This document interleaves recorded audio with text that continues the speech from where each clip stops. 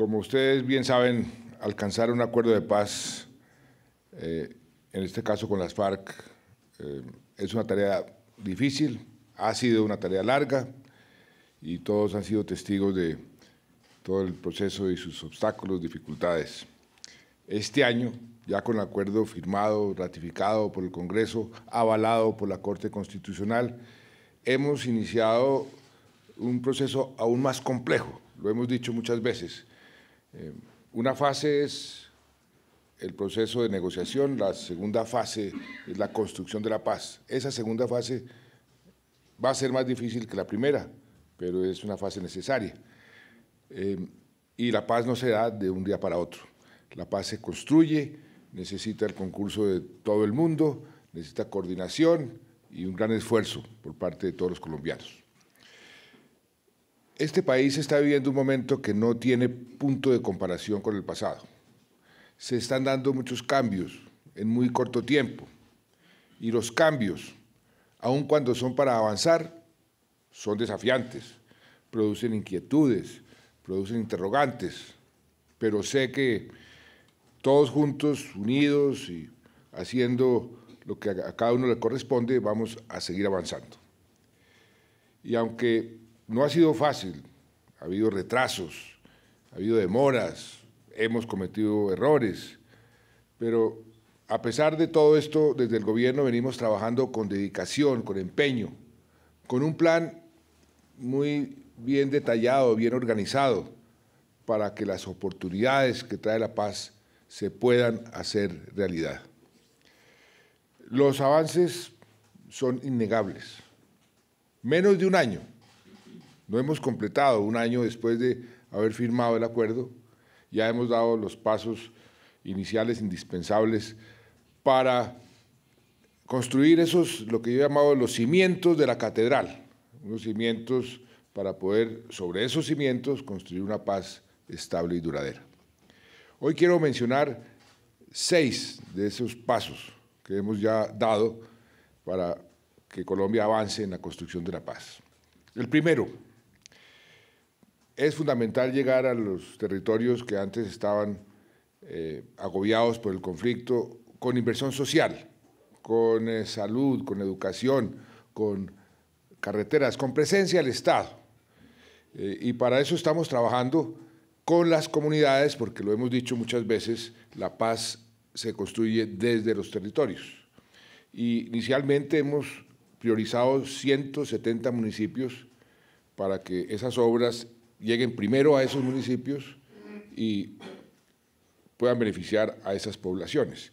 Se han realizado hasta el momento más de 300 reuniones con las comunidades con ese propósito, para tener los planes listos y ya comenzar su ejecución.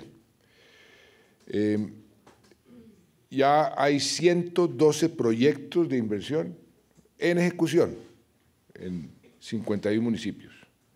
Son, en un comienzo, obras pequeñas, pero que tienen un gran impacto en las comunidades. Y esa inversión supera los 22.000 millones de pesos. Lo que todas las comunidades y todas las autoridades locales piden son vías. A donde vamos nos piden vías. Presidente, queremos vías, vías para sacar nuestros productos, vías para poder conectarnos con el resto del país. Y tenemos en ese frente un plan que hemos denominado el Plan 50-51, que mejora más de 2.500 kilómetros en vías en esos 51 municipios. Ya están suscritos los convenios por más de 43.000 millones de pesos y las obras ya están comenzando. Con ese mismo enfoque, el miércoles pasado, hace 2 días, iniciamos el proceso de aprobación y ejecución de los recursos que el Congreso nos autorizó tomar de las regalías que estaban acumuladas en ciencia y tecnología para invertirlos en vías terciarias. Se le dio comienzo al procedimiento, se creó lo que la ley y la reforma constitucional establecía, un OCAD Paz, se nombraron los directores, la junta directiva de ese OCAD Paz, quién la presidía, los gobernadores que van a participar, que son los gobernadores de Bolívar y del Quindío, los alcaldes que van a representar la vocería de los alcaldes, el alcalde de La Paz, César, y el alcalde del Meta, de Vista Hermosa del Meta, creo que ese es Vista Hermosa, es Uribe Meta. Ahí también pues, el gobierno nacional tiene un puesto importante y preside el ministro de Hacienda ese comité. Estamos invirtiendo en una primera fase 700.000 millones de pesos. Y hay muchos departamentos en que la construcción de esas vías ya va a arrancar porque tienen todo listo. Hemos venido trabajando en esto hace muchos meses, va a arrancar en menos de 2 meses. Ya este miércoles le dimos la primera luz verde. Estamos también trabajando con los empresarios. Hemos tenido muchísimas reuniones de concertación con los empresarios en todo el país para que de la mano de los empresarios se invierta en los territorios y aprovechen los incentivos tributarios que hemos creado para que los empresarios vayan a esas zonas. La paz entonces está comenzando a generar esas oportunidades, esos servicios y ese progreso en las regiones. Segundo paso, la mayor aspiración de muchos de los campesinos es tener por fin tierra, un título. Y ese es un compromiso, un deber del Estado que con la paz se está haciendo posible. Antes era muy difícil, muchas regiones donde eso simplemente no era posible, no se podía ni siquiera llegar. En 2 años, 20.481 baldíos han sido adjudicados ya a familias pobres, campesinas, muchas de ellas víctimas del conflicto armado. La meta para este año son 32.000 y para el año entrante, el 2018, son 55.200 baldíos adjudicados y vamos cumpliendo con eso. Esta semana estuvimos con el director de la agencia que tiene a cargo la titulación de los baldíos allá en el departamento de El Meta, en un municipio, en una vereda que se llama La Cima, donde nunca había ido nadie del gobierno, ni siquiera el gobierno departamental. La gobernadora no había estado nunca ahí. El propio ministro de Agricultura, que es del Meta, nunca había estado ahí porque el conflicto no los dejaba. Esta semana fuimos a adjudicar unos baldíos para poder construir e invertir en colegios. Eso, ya estamos en ese proceso. Ese mismo día se hizo lo mismo en 19 diferentes municipios. Tercer paso, los derechos de las víctimas han sido en este proceso la columna vertebral de las negociaciones del acuerdo de paz. Con la ley de víctimas, más de 6.4 millones de personas han recibido algún tipo de apoyo por parte de la unidad de víctimas. Y hoy el gobierno ha reparado administrativamente a cerca de 700.000 víctimas del conflicto. 700.000. Ningún país en el mundo, después de un conflicto de esa naturaleza, ha reparado siquiera el 20% de esa cifra. Esto es un esfuerzo monumental que hemos venido haciendo. Con el programa de restitución de tierras, que es la otra parte de la ley de víctimas y restitución de tierras, hemos ya restituido a 219.800 hectáreas de tierra a más de 31.000 personas. Y hemos invertido cerca de 67.000 millones de pesos en proyectos productivos en esas tierras. Y 800.000 hectáreas adicionales están en manos, en este momento ya están en manos de los jueces, que están listas para que los jueces fallen y les restituyan esa tierra a los campesinos o a los reclamantes. En el Congreso cursa el proyecto de ley estatutaria para poner en marcha un aspecto fundamental del proceso, que es la Justicia Especial de Paz. Ese es el paso final para garantizar los derechos de las víctimas, los derechos a la verdad, a la justicia, a la reparación y a la no repetición. Yo hago un llamado al Congreso para que apoyen y aprueben lo más rápido posible esa ley estatutaria. Voy a posesionar a la presidenta de ese tribunal, espero que a comienzos de la semana entrante, para que eso comience a funcionar lo más pronto posible. Un cuarto paso. Una de las peores amenazas a la tranquilidad de la gente que nos dejó el conflicto son las minas antipersonal. Después de cualquier conflicto, en cualquier lugar del mundo, esto es de lo más importante, eso es prioritario, porque eso es el restablecimiento de la tranquilidad. Si un país como Colombia, que es el segundo país más minado del mundo, pues continúa siendo el segundo país más minado del mundo, pues nunca va a haber esa tranquilidad que la paz debe traer. Había presencia de minas en 673 municipios. Esta es una tarea compleja, es una tarea peligrosa, pero lo que hemos avanzado es bien importante. Ya declaramos libres de minas a 175 municipios. Estamos trabajando en este momento en 244 más en 22 departamentos. Y antes de finalizar mi gobierno, en 9 meses, habremos limpiado el 50% de todo el territorio minado en Colombia. Y la meta es tener un país libre de minas en el año 2021. Lo que me dicen los expertos en este tema es que nunca un país ha hecho un esfuerzo tan grande en tan corto tiempo. Y aquí quiero además agradecerle a todas las entidades y a todas las personas que han estado involucrados en esta tarea tan importante y tan peligrosa. La brigada de nuestro ejército dedicada a este tema, que va a ser la brigada más grande del mundo, ha adquirido una experiencia enorme. Y fuera de eso, las organizaciones privadas, las ONGs que han venido trabajando en eso, merecen toda la felicitación y la gratitud. Quinto paso.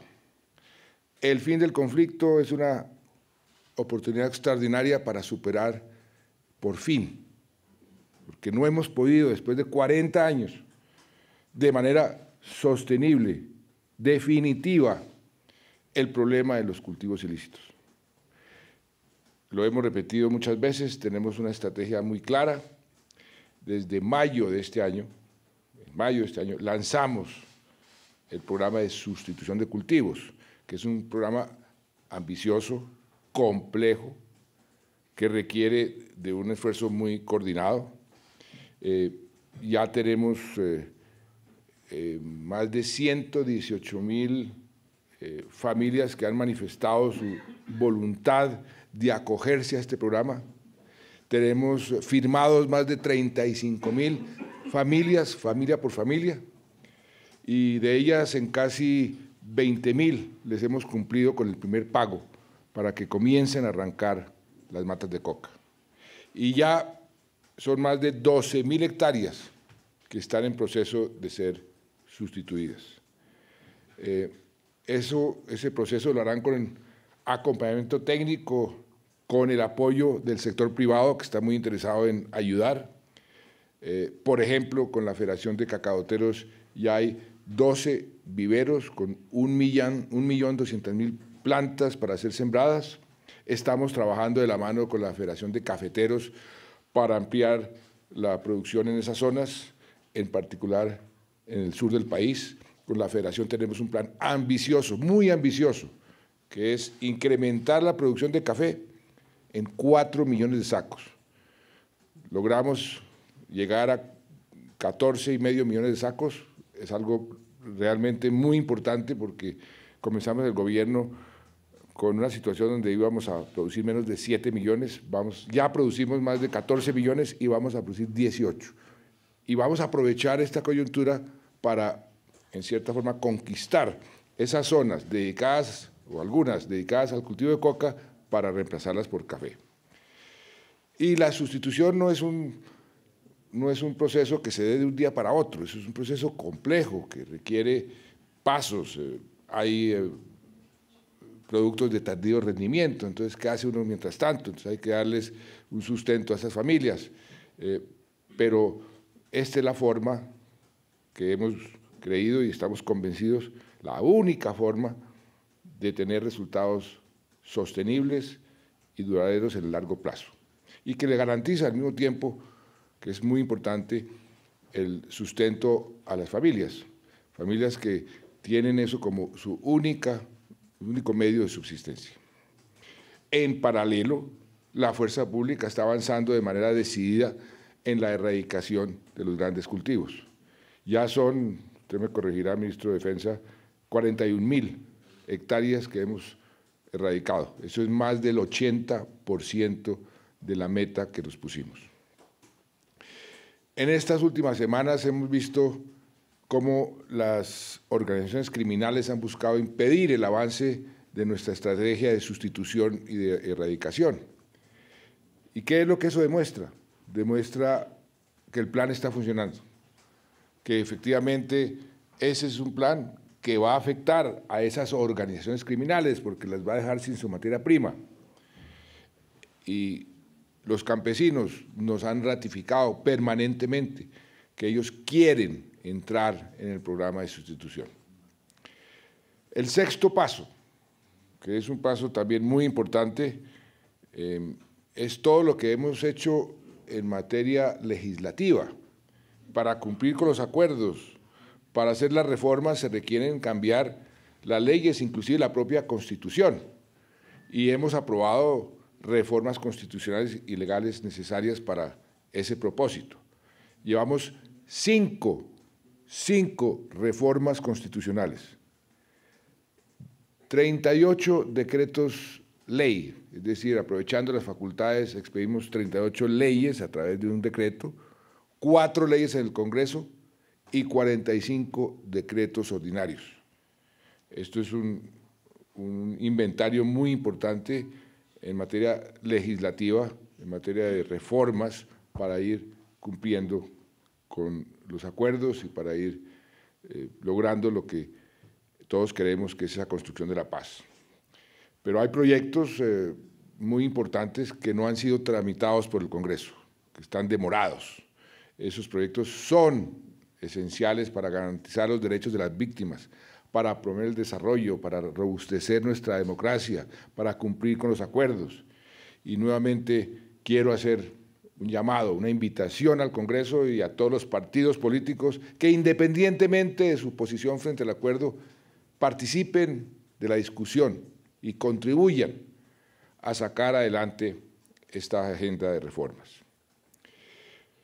Por otro lado, sabemos que la semana entrante, y esta semana hemos visto algunas, están previstas manifestaciones, algunos movimientos indígenas, algunos movimientos campesinos.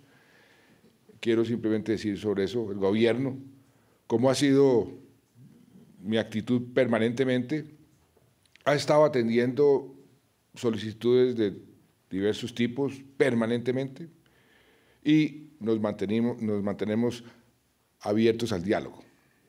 Hemos avanzado en muchos de los temas. Tenemos la mejor disposición para seguir encontrando soluciones. Muchas de las peticiones de las comunidades están centradas precisamente en lo que les acabo de relatar, el cumplimiento del acuerdo de paz, y de ahí que la importancia de que el Congreso avance en la aprobación de varias de las reformas que están en trámite. Y reitero mi llamado a continuar el diálogo y que la protesta social, que siempre hemos respetado, siempre hemos defendido, ese es el talante de este gobierno, se haga siempre en el marco de la ley y sin vías de hecho.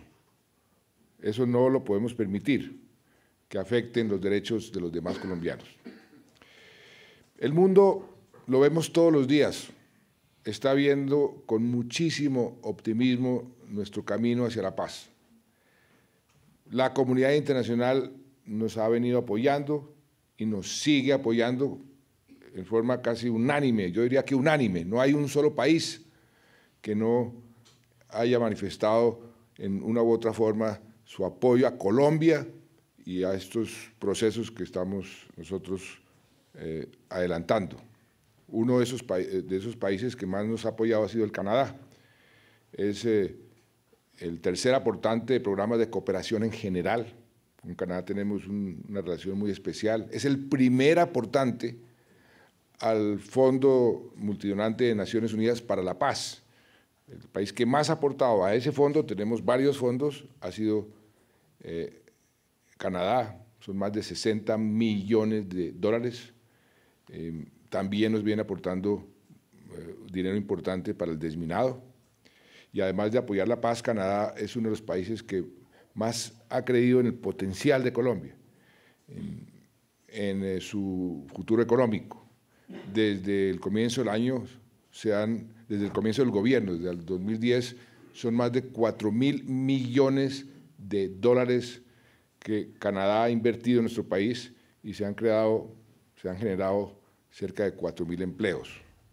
Voy a viajar el próximo domingo a Canadá, una visita de Estado de un día, regresaré el martes, precisamente para buscar más cooperación, para agradecer el apoyo que nos han venido dando y buscar también más inversión en nuestro país.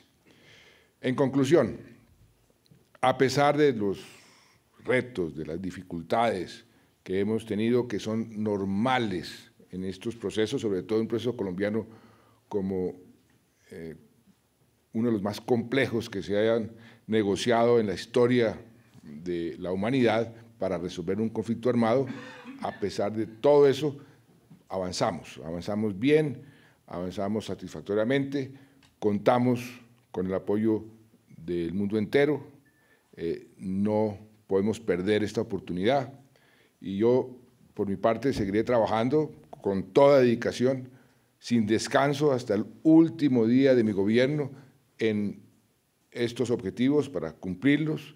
E invito hoy nuevamente a todos los colombianos, de todas las corrientes políticas, de todos los sectores, a que nos unamos, a que unamos esfuerzos. Esta es una oportunidad única para Colombia y todo el mundo lo sabe, todo el mundo lo entiende así. Y si dejamos la polarización a un lado y nos unimos para lograr esos propósitos, todos nos vamos a beneficiar, sobre todo las próximas generaciones. Quería hacer esta un poco larga introducción para decirles, mire, hemos avanzado. Ha habido dificultades, por supuesto. Hemos tenido desafíos y hemos tenido obstáculos, pero hemos avanzado mucho más de lo que la gente está diciendo, de lo que muchos se imaginan. Y seguiremos avanzando en forma rápida, lo más rápido posible, de acuerdo a nuestras capacidades. Estoy listo a responder cualquier pregunta que ustedes quieran. Ahí, Francia. Bueno, presidente, anoche en CMI sacamos algunos detalles de la carta de Donald Trump que le envió a usted. Si bien destacando los compromisos que tiene su gobierno, las fuerzas militares en la lucha contra las drogas, también destaca esa preocupación por los recientes informes, el incremento en los cultivos y dice que se deben fortalecer esos mecanismos de cooperación para la lucha contra este flagelo. Queremos saber exactamente qué más dice esa carta y pues sí, claro, todos queremos también como una copia de esa carta que le ha enviado Donald Trump a usted. Y en materia de economía, Fitch, la agencia ha mantenido su calificación estable en la economía de Colombia. ¿Esto qué significa pues, para las inversiones y pues, precisamente para la economía del país? Comienzo por la segunda pregunta. La agencia Fitch ratificó la calificación de Colombia, el grado de inversión y la perspectiva estable. ¿Eso qué quiere decir en plata blanca? Que se mantiene la confianza de los inversionistas de estas agencias en el futuro económico de Colombia.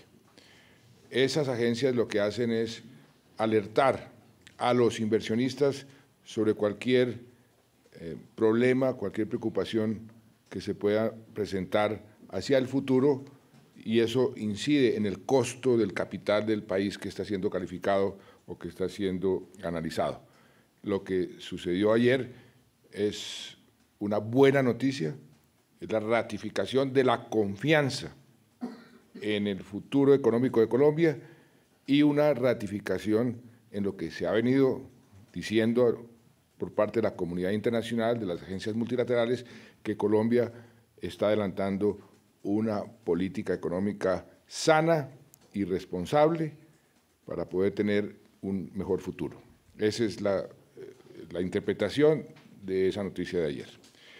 Respecto de la primera pregunta, efectivamente el presidente Trump me envió una carta. El señor embajador de Estados Unidos, quien me acompañó hace un par de días al Meta, porque USAID está ayudando en la política de titular las tierras para construir colegios en las zonas de conflicto, me anunció que el presidente Trump me estaba enviando una carta muy positiva, muy amistosa, muy de respaldo. Esa carta me la entregaron ayer, está aquí conmigo, y después de esta rueda de prensa, con mucho gusto, les entrego copia de esa carta. La verdad que es una carta que agradezco porque ratifica el apoyo a Colombia, ratifica el deseo de Estados Unidos de trabajar juntos en la lucha contra el narcotráfico, y es una carta muy amable donde el presidente Trump agradece todo lo que hemos venido haciendo por luchar contra el narcotráfico y por las relaciones de los dos países. Yo les suministro una copia de esa carta apenas termine esta rueda de prensa.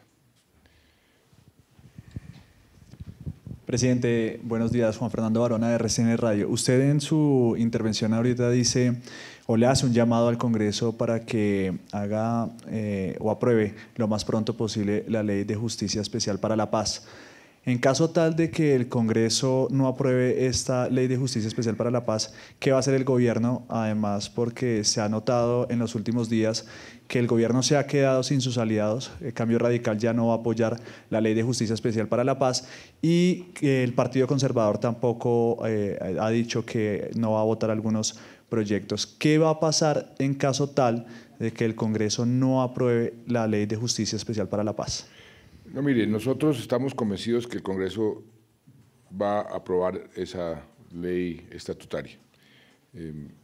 La ha venido aprobando en el pasado, aprobó la reforma constitucional y no tiene por qué no aprobar una ley estatutaria que simplemente desarrolla esa reforma constitucional. Estamos hablando con todos los partidos. Yo estoy seguro que finalmente se va a aprobar porque es el nombre de Colombia el que está en juego. No cumplir con los acuerdos, no aprobar estas leyes, Colombia quedaría muy mal, el Congreso de la República quedaría muy mal frente a la comunidad internacional, frente a la historia, porque sería incumplir algo sagrado que es la palabra empeñada. Yo estoy seguro que eso lo entienden los señores congresistas, a pesar de que estamos en pre-campaña electoral, y estoy seguro que el Congreso va a aprobar esas leyes. Señor presidente, Ana María Cuesta, de la W Radio. Con respecto al proyecto de tratamiento diferencial penal a pequeños cultivadores, el fiscal general Néstor Humberto Martínez dijo que al término de la reunión de ayer conversó con usted y que usted quedó encargado de modificar el proyecto. Exactamente, ¿qué le preocupó a usted del proyecto y en qué se comprometió a modificar? No, lo que le dije yo al señor fiscal el día de ayer en la reunión del Consejo Superior de la Judicatura de esa jurisdicción es que si lo que el fiscal decía que tenía el proyecto era lo correcto, que estoy seguro que podíamos encontrar algunas soluciones a esa redacción, porque eso no era el espíritu de lo que el gobierno estaba buscando en esta ley. Y yo luego pude entrar en algunos detalles sobre el proyecto y resulta que lo que se ha dicho sobre el proyecto por parte del fiscal, hay una mala información o una mala interpretación, porque eso no es lo que dice el proyecto. Este proyecto, para que quede claro, es un proyecto que busca simplemente que los campesinos que tengan cultivos de coca para su subsistencia, o sea, los más pobres de los campesinos, puedan acogerse al plan de sustitución de cultivos sin que los metan a la cárcel.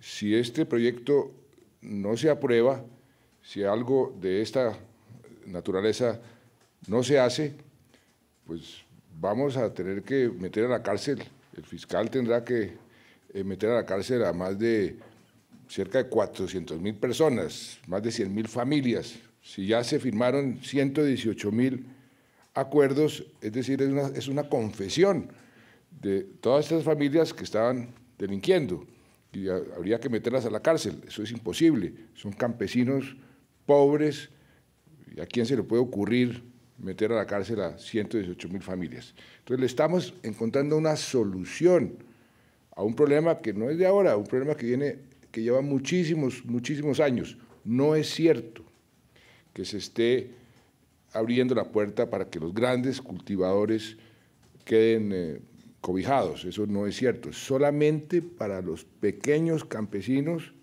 que se quieran acoger al plan de sustitución de cultivos ilícitos por cultivos lícitos, solamente para ellos. Es un estímulo, por una sola vez. De manera que yo estoy seguro que si se sientan los funcionarios del gobierno con el fiscal, le explican que el alcance del proyecto es ese, estoy seguro que las objeciones del fiscal que no tienen asidero, pues pueden ser resueltas.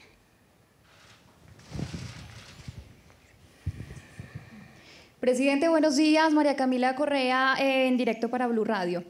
Presidente, hace unos días la Cámara de Representantes le cerró la puerta a la posibilidad de que las FARC participen en el Congreso de la República hasta tanto no sean juzgados por la Justicia Especial para la Paz. ¿Qué responde ante esta actuación y ante también las denuncias de que el presidente de la Cámara está obstaculizando reforma política y otras iniciativas del gobierno? Muchas gracias. Pues no tengo información que la Cámara ya le haya cerrado la puerta a esta posibilidad. Eso está contemplado en los acuerdos. Es parte de lo pactado, es parte del precio que la sociedad colombiana tiene que pagar para lograr esta paz, y eso creo que tenemos que encontrarle una solución a ese punto en particular. Respecto de la actuación del presidente de la Cámara, yo espero que cumpla con la palabra que me empeñó a mí. Me dijo: yo estoy absolutamente comprometido para sacar esto adelante, yo voy a ayudar, y espero que cumpla con su palabra.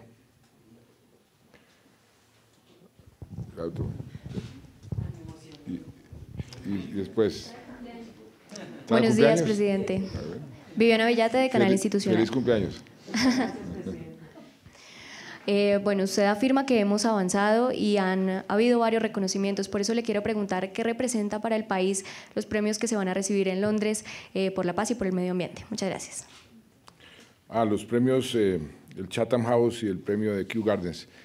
Pues para el país es una buena noticia que el mundo está reconociendo el progreso en materia de una democracia cada vez más incluyente, el proceso de paz, como lo dijo el secretario general de Naciones Unidas en la última asamblea. La única buena noticia de toda esta asamblea es Colombia, y lo que se está haciendo en Colombia, a pesar de todas las dificultades, está siendo reconocido por el mundo entero. Chatham House es uno de los premios más importantes que se ha dado en Inglaterra hace mucho tiempo, y es un honor para Colombia. Y al mismo tiempo coincide con otro aspecto muy importante que estamos adelantando los colombianos, y es la protección de nuestra biodiversidad, nuestro papel en las discusiones sobre cambio climático, la protección de áreas protegidas, de la protección de áreas muy ricas en biodiversidad que tenemos que proteger para evitar precisamente que que el cambio climático o la minería o cualquier otra actividad pueda afectar esa biodiversidad. Lo que estamos haciendo para delimitar los 37 páramos que vamos a entregar delimitados todos al final del gobierno, lo que estamos haciendo para proteger nuestros mares, la declaración de protección alrededor de Malpelo, que es una de las riquezas más importantes que tenemos. Es decir, todo lo que Colombia ha venido haciendo en materia de medio ambiente, el mundo ya lo está reconociendo. Y ese premio de Kew Gardens es precisamente a ese esfuerzo.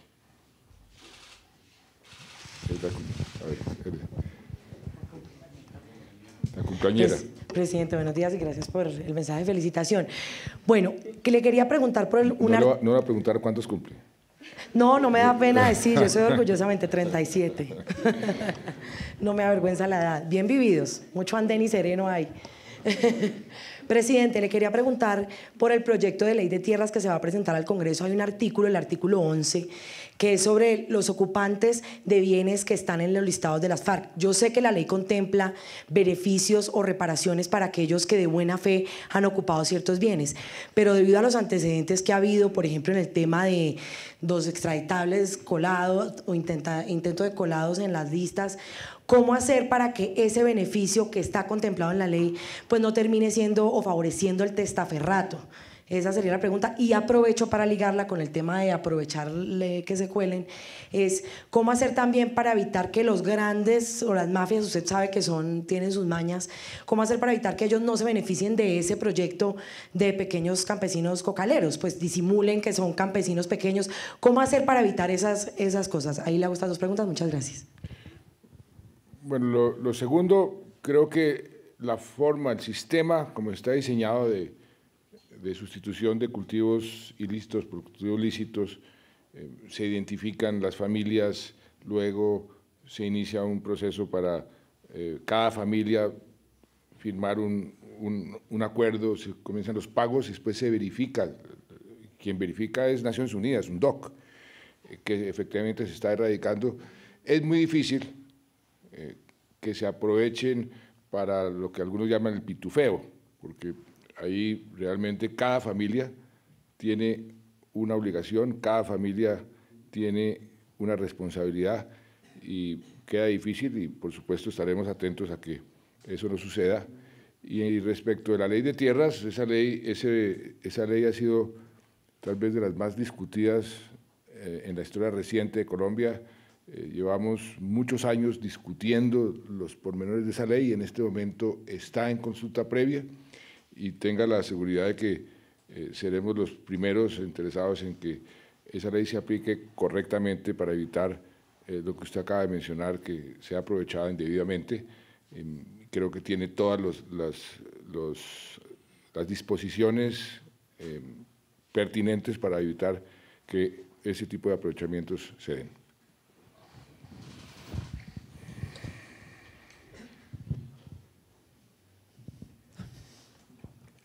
Presidente, buenos días. Michael Vitrago de Redman Noticias. Esta semana se conoció que Simón Trinidad, extraditado en el gobierno del expresidente Álvaro Uribe a los Estados Unidos, se podría someter a la JEP junto a alias Sonia y otro guerrillero que están allí en las cárceles. Su visión sobre este asunto y si usted va a solicitarle nuevamente al gobierno de los Estados Unidos o a la justicia estadounidense que pueda regresar a Colombia. Y dos, se ha conocido por estos días, según la revista Foreign Policy, que va a haber un nuevo embajador en Colombia. Se trata de Joseph McManus, un hombre que no habla español, no conoce la región y eso podría configurarse como un poco más de endurecer la política de Estados Unidos con Colombia. A ver, no sé por qué dice usted que nuevamente, si vamos a solicitar la repatriación de Simón Trinidad, porque Colombia no ha solicitado esa repatriación ni la está solicitando. Entonces salió esa noticia, pero el gobierno colombiano no está solicitando la repatriación de Simón Trinidad. Esa es una decisión unilateral de los Estados Unidos y hemos respetado esa autonomía que tiene Estados Unidos para tomar las decisiones respecto de cualquier persona que esté en sus cárceles. El embajador de Estados Unidos todavía no no hemos tenido la oportunidad de conocerlo ni de saber de quién se trata, en el sentido de poder conversar con él. Cuando tengamos esa oportunidad y cuando sepamos realmente quién es y qué representa, cuál es su trayectoria, pues por supuesto que daremos el agrimán como corresponde y lo acogeremos aquí como embajador de los Estados Unidos. Presidente, Eduardo Montes de Corpensa, en el Congreso se escuchó la propuesta que muchos calificaron de muy grande de llamar al estado de excepción para firmar las leyes que no pueda aprobar el Congreso cuando se termine el fast track. ¿Cuál es su opinión al respecto y pues cuáles son esos mecanismos que ya tiene el gobierno para cuando se acabe el fast track poder, firmar esas leyes o poderlas hacer realidad? Pues mire, yo repito, nosotros estamos utilizando los procedimientos que nuestra Constitución y nuestra democracia nos da para el cumplimiento de los acuerdos. Pusimos en marcha el procedimiento del fast track precisamente para cortar los tiempos entre el momento en que se firman los acuerdos y el momento en que comienza a cumplirse su implementación, porque en los estudios que hicimos sobre los demás procesos de paz, este aspecto era fundamental, acortar los tiempos entre el momento en que se firma y el momento en que se implementan los acuerdos. Esto ha venido funcionando bien.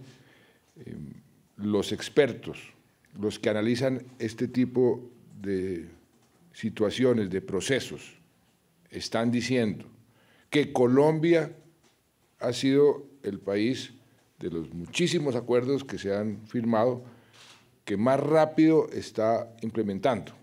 Por ejemplo, en materia de desarme, antes de terminar el año, se desarmaron y se destruyeron las armas de las FARC. En este momento, esas armas están acumuladas para poder ser fundidas y convertirse en monumentos de paz. En otros países eso duró años. El hecho de que ya en términos legislativos hayamos avanzado lo que hemos avanzado en menos de un año después de firmar los acuerdos, también es algo que los expertos señalan como unos avances muy importantes y mucho más rápidos de lo que se han presentado en otros países. Ejemplos hay de todo tipo y vamos a seguir utilizando los mecanismos que la Constitución y las leyes nos permiten para cumplir con la palabra empeñada, esta palabra empeñada de los colombianos, del Estado colombiano. Repito una vez más, la comunidad internacional está creyendo en Colombia y nosotros tenemos que responderle a esa comunidad internacional cumpliendo con lo que nos comprometimos inclusive frente a las propias Naciones Unidas y al Consejo de Seguridad de Naciones Unidas.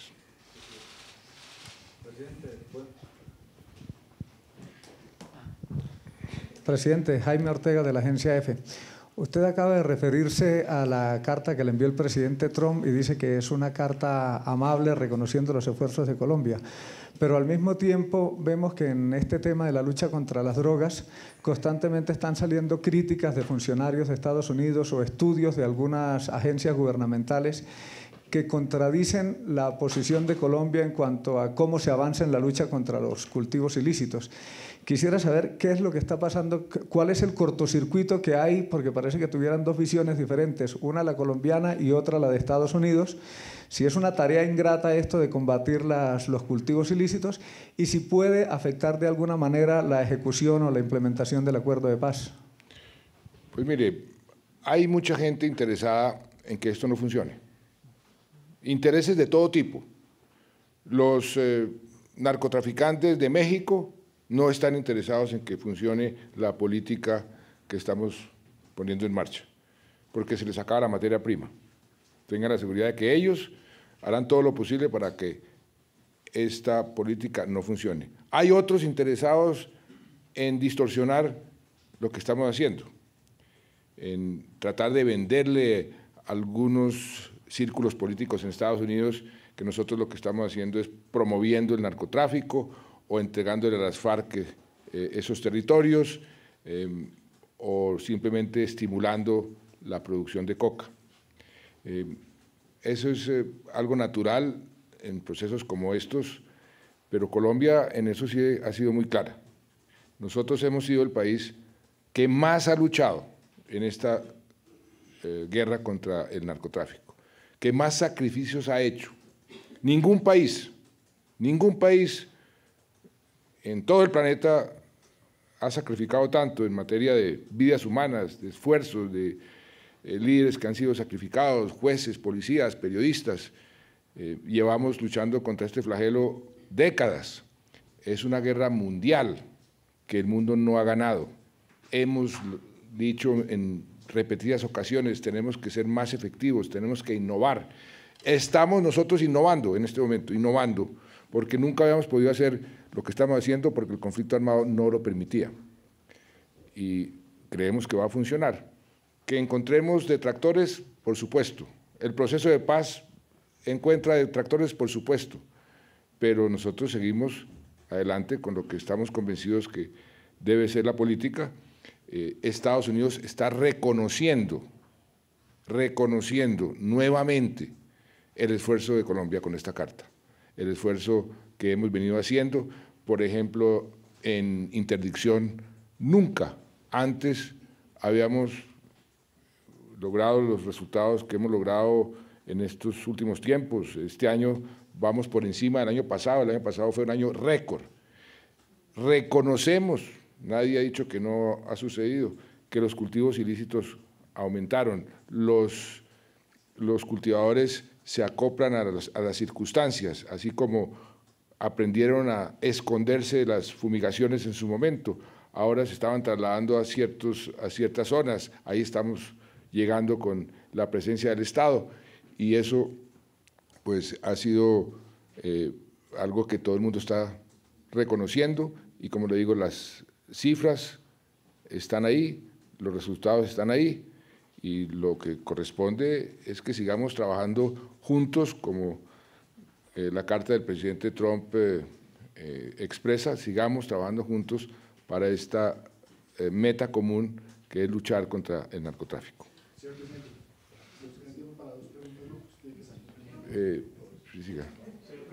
Sigamos. No, Señor presidente, muy buenos días. Luis Jaime Acosta, de la Agencia Internacional de Noticias Reuters. Como presidente, ¿cuál siente usted que es el principal riesgo de no lograrse implementar plenamente el acuerdo de paz antes del próximo 7 de agosto, cuando usted entrega la presidencia? Y si me permite una segunda pregunta, por favor, ¿qué implicaciones puede tener si se comprueba que fue el ELN el que asesinó a un gobernador indígena del departamento del Chocó para ese proceso de paz? Muchas gracias. Mire, siempre hay riesgos. En todo proceso hay riesgos. El proceso de paz estaba lleno de riesgos desde el principio, pero esos riesgos hay que manejarlos y hay que tratar de disminuirlos y seguir adelante. Y con seguridad habrá aspectos del proceso que no van a estar totalmente finiquitados el 7 de agosto del año entrante, y le corresponderá al gobierno siguiente continuar, porque, como digo, este es un proceso irreversible. Este proceso no tiene reversa, pues porque es un proceso que tiene la palabra empeñada del Estado colombiano, y además las circunstancias, los hechos, lo que estamos viendo en las regiones, lo que hemos visto en los avances, hacen que este proceso sea irreversible. Y que lo iremos mejorando y que lo iremos calibrando para que los resultados de la paz, los beneficios de la paz, se den lo más pronto posible. El gobierno está más que dispuesto a trabajar con quien sea para que eso se dé. Posiblemente en los acuerdos se hayan cometido equivocaciones, y se cometieron, porque somos seres humanos, y si las podemos corregir en el camino, perfecto, y de eso se trata. Y si hay buena voluntad, eso se podrá hacer. Respecto de la pregunta sobre el ELN, pues esperemos a los resultados. No quiero anticiparme, está en investigación. hay una denuncia concreta de una comunidad indígena, y si eso se llega a comprobar, pues es una violación al cese al fuego. Sí. Señor presidente, buenos días. Juan Camilo Merlano de Caracol Televisión. Dos inquietudes. El fiscal Néstor Humberto Martínez expuso una serie de obstáculos jurídicos a lo que tiene que ver con la participación política de las FARC. Él dijo que el acto legislativo 01 del 2017, que es el que crea el Sistema Integral de Verdad, Justicia y Reparación, deroga el marco jurídico para la paz y que bajo esas condiciones se obstaculiza la participación política de ellos por el artículo 122 de la Constitución. ¿Por qué? Porque la JEP no ha entrado a funcionar y dice que aquellos que pasen por la JEP no quedan inhabilitados para participar en política. Lo concretamente es si hoy por hoy está en vilo la participación en política de los exguerrilleros de las FARC que se postulan al Congreso, sí o no. Y lo otro tenía que ver con lo que usted mencionaba hace un momento del Fast Track. Usted queda poco menos de un mes para que se acabe el Fast Track. ¿Podría usted precisar esta fecha si es necesario?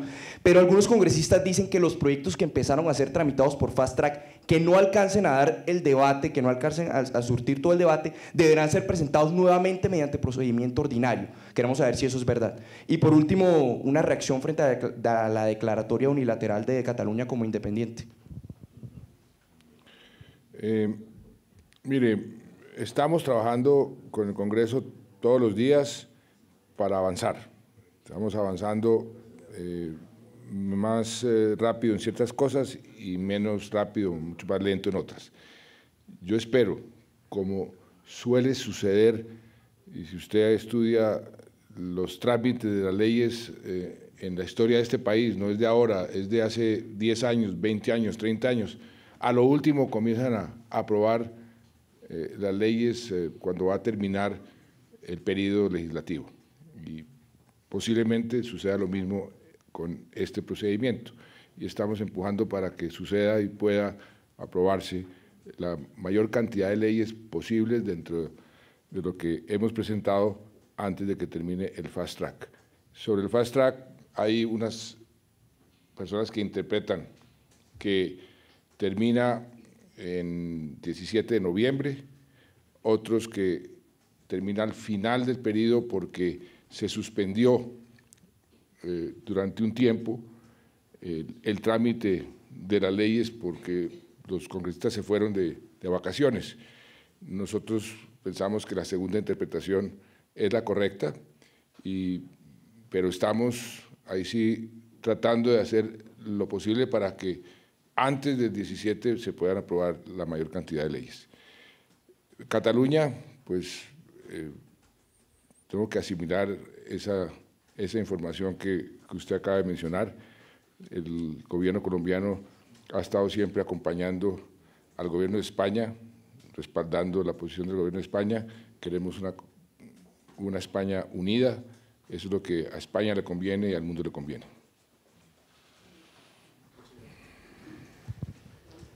Señor presidente, lo escuchan en directo por Caracol Radio.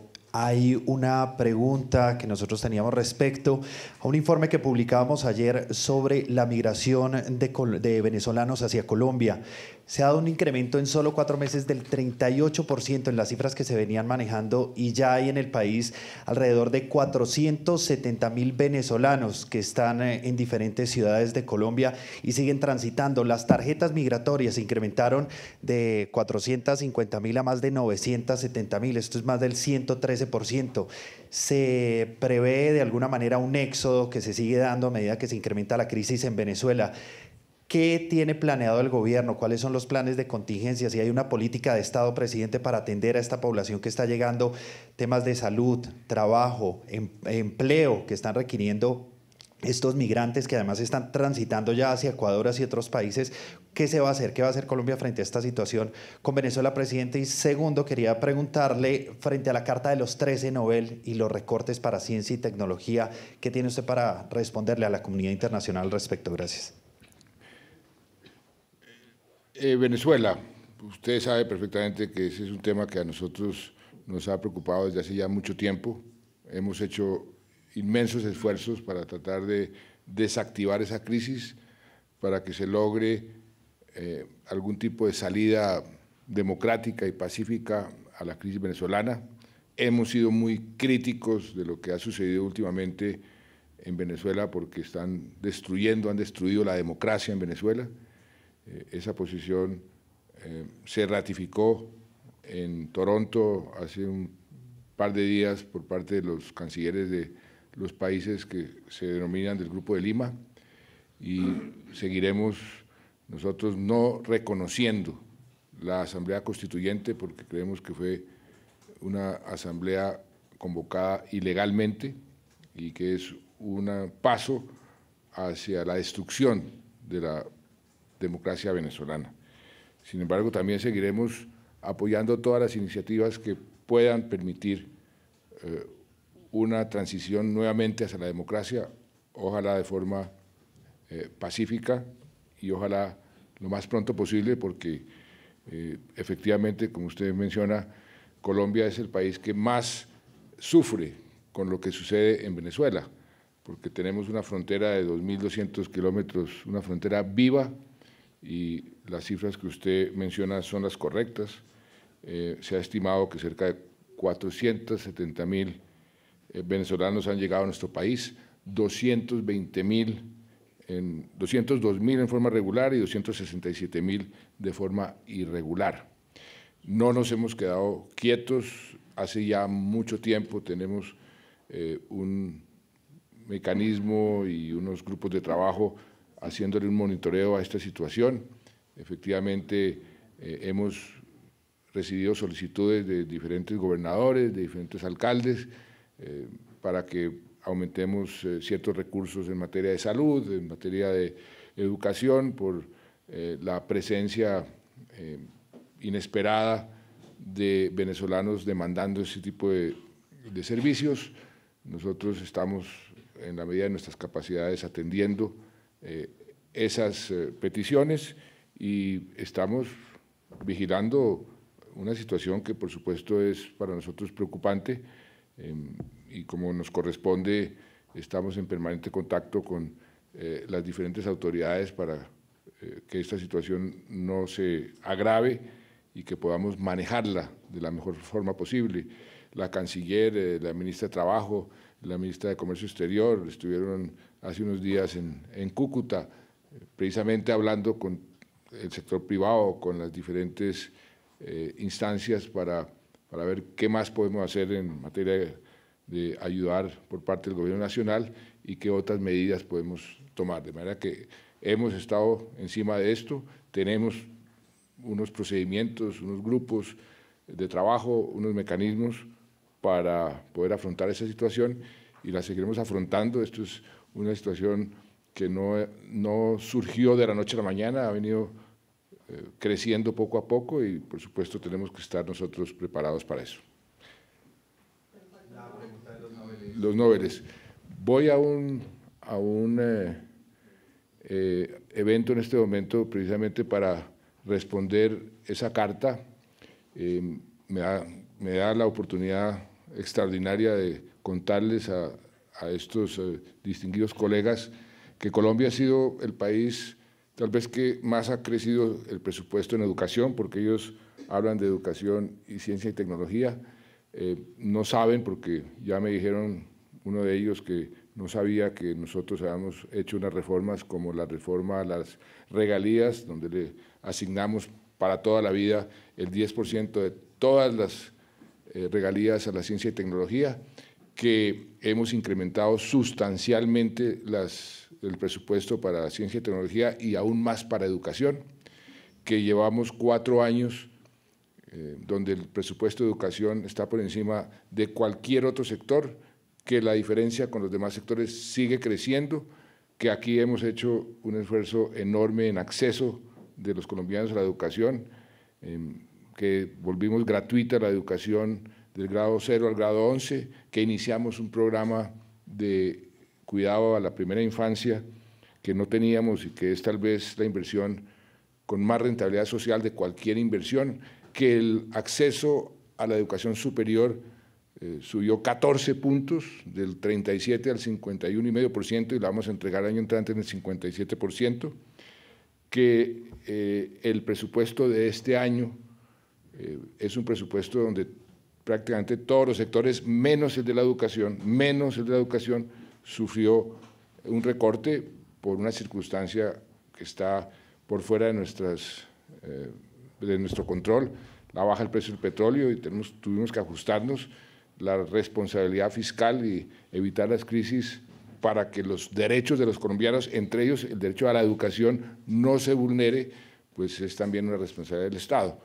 Entonces, la mayoría de estos premios Nobel realmente no conocía la circunstancia particular de Colombia y, por supuesto, adhieren a cualquier solicitud de aumento de presupuestos para la ciencia y la tecnología, como los Nobeles de Economía, pues seguramente apoyarán medidas que tengan que ver con ayudar a las economías de los países.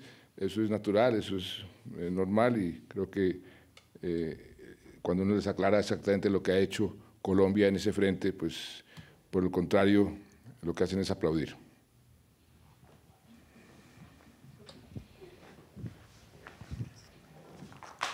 Presidente, buenos días. Cintia Pineda de Cable Noticias. En días recientes, Germán Vargas Lleras criticó duramente la Jurisdicción Especial para la Paz. Vargas Lleras, que estuvo 7 años en su gobierno. ¿Cómo ve esto? Pues mire, yo he dicho en repetidas ocasiones, y lo repito hoy, yo me voy a mantener por encima de las controversias en materia de campaña electoral. No voy a responder ni a los elogios ni a las críticas. Yo voy a seguir gobernando hasta el último día, 7 de agosto del año 2018. Hay todavía mucho por hacer. Ayer decía, me quedan 9 meses. En 9 meses se puede construir una vida y en 9 meses se pueden hacer muchas cosas, y yo voy a dedicarme a seguir construyendo y a dando resultados para beneficio de los colombianos. Esta sí es la penúltima. Presidente, buenos días. Sebastián Holguín, de Primera Página.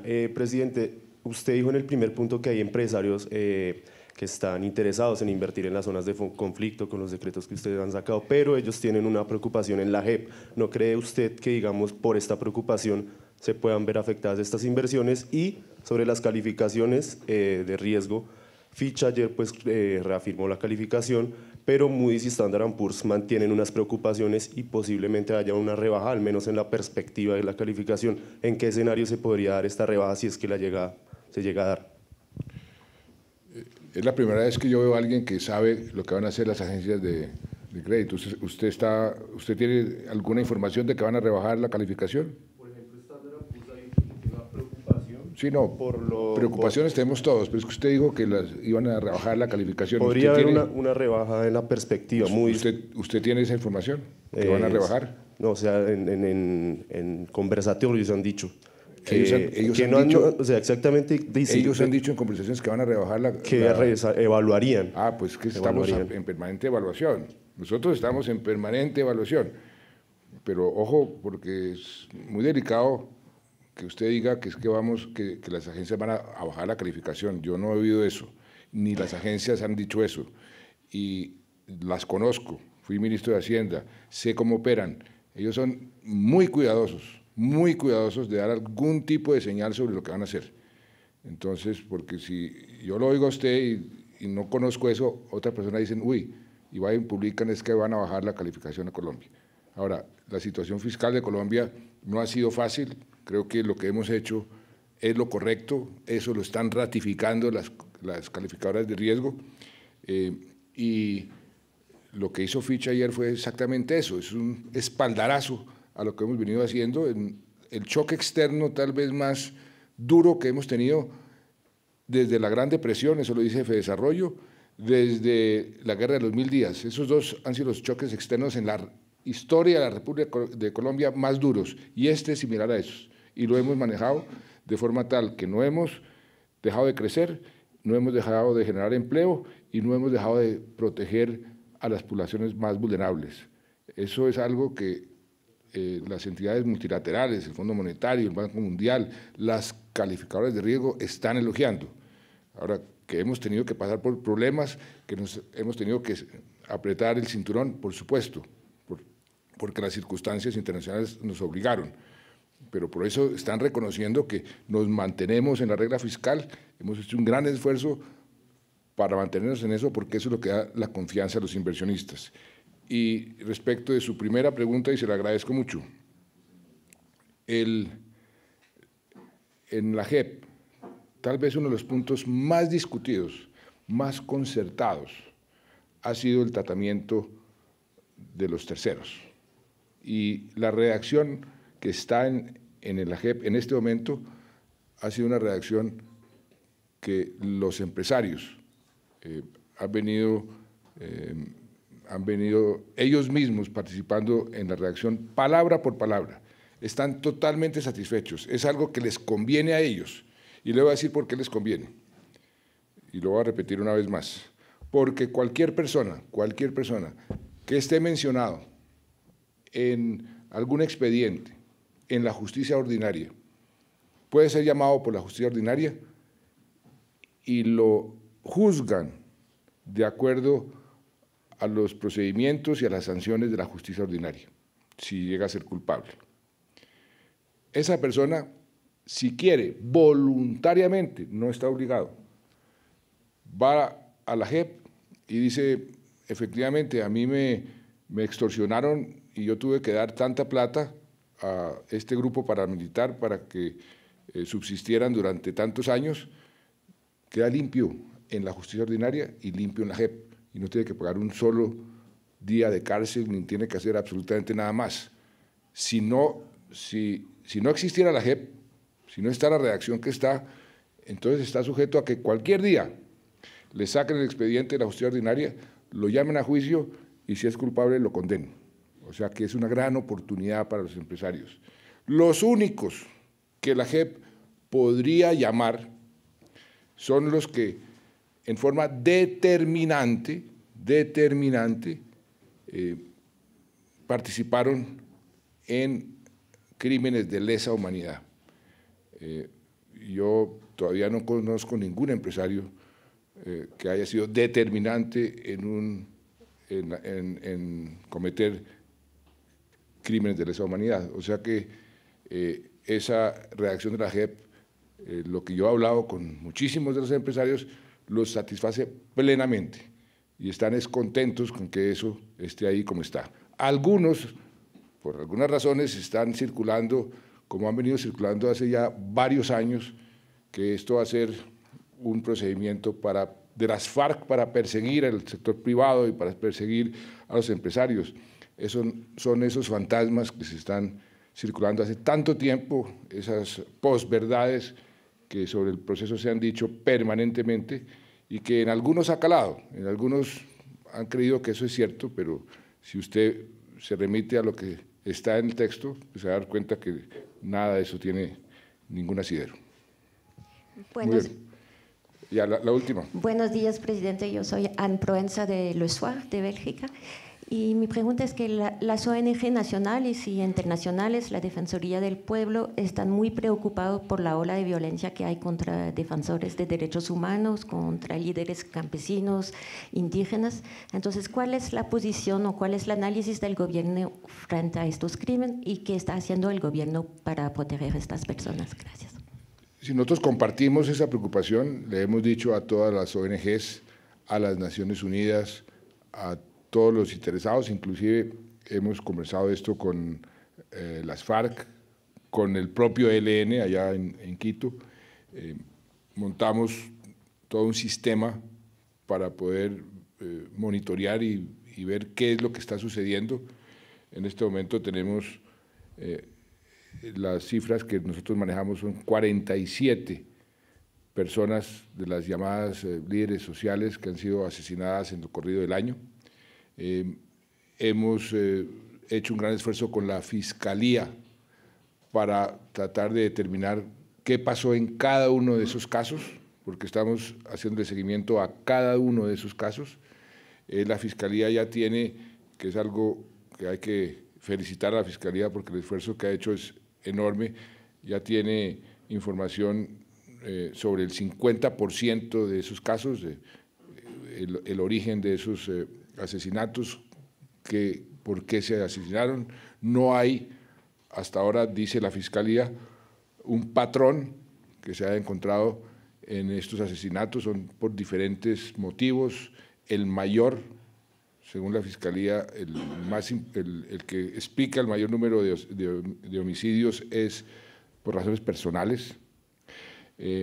Hay participación de las BACRIM, hay participación pues, del Clan del Golfo, que es también una de esas organizaciones criminales.